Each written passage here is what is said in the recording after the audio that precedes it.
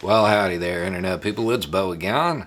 So, today we're going to talk about the guy in the Oval Office, the president, and his state. Because I got a question from somebody who wants to talk to their family about something that is being said about the current president and how they can prove it's not true. And it goes to the whole idea that Biden has lost the plot, that he has dementia, and they want to know how they can prove that he doesn't to their family members. I've had this conversation before. This is a bad faith argument. Okay? The accusation isn't made in good faith. There's no reason to respond to it in good faith. You cannot prove a negative. You can't prove something isn't true. That's not really how it works. That's why we have the presumption of innocence. We don't have to prove our innocence, at least in theory. Because once the allegation alone is enough to require a rebuttal, it never ends. I think you knocked over this gas station. No. I was on camera here at this other store. Those are fake. I need you to prove they aren't.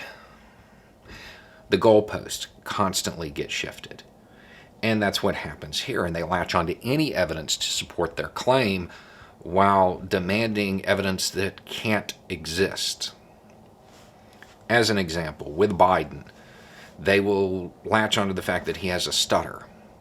Now, something that people with a stutter do at times to get over it is if they get hung up on a word, they'll switch to a different word.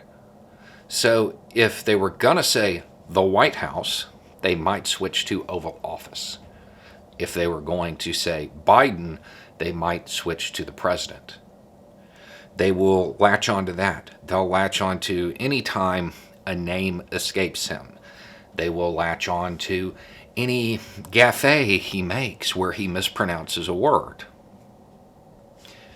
Incidentally, I would point out, as I've pointed out in other videos, normally when somebody mispronounces a word, it means that they are well read. They read beyond their peers, so they see words in print and they never have a chance to discuss them, so they don't know how to pronounce them.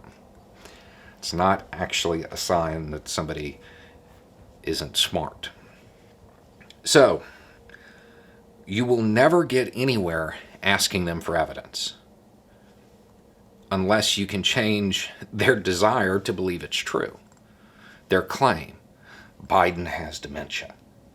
You have to make them not want to believe that's true. I know it sounds hard. It's not. The running theory with this is that his advisors are actually making all the decisions and he's a running rubber stamp. Man, I mispronounced a word. I need to go to the doctor. Where was I at? Okay, so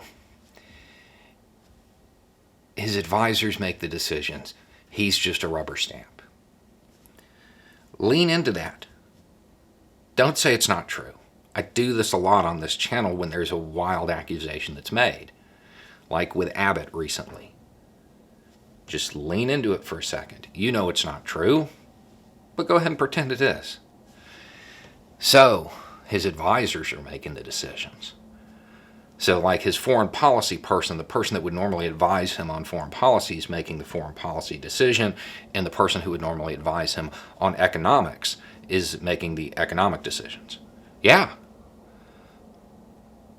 So rather than a politician, we have a team of experts making the decisions, huh? And you think that's a bad thing. At this point in the conversation, it turned to, well, Harris actually has the final say. Man, that's got to bother Trump. Really does. I mean, that's got to bother him a lot, being bested by her in the polls. Quiet part out loud for a second for those who don't deal with these sorts of people often. A non-white woman is beating him in the polls? That's got to bother him. And you know what? This whole thing, that really just shows what a bad job he was doing. I mean, the whole country, we elected a guy with dementia over him. That's how bad he was doing. And he's doing better in the polls now. Has a higher approval rating than Trump ever did. That's wild. Wild stuff. So anyway, what makes you think he has dementia? They're not going to be interested in selling this point anymore. They're not going to want to prove that everything you just said is accurate. So they lose the desire to make this claim. Is it effective overall? No. They'll probably believe whatever random talking point comes up next. But you can repeat this same process.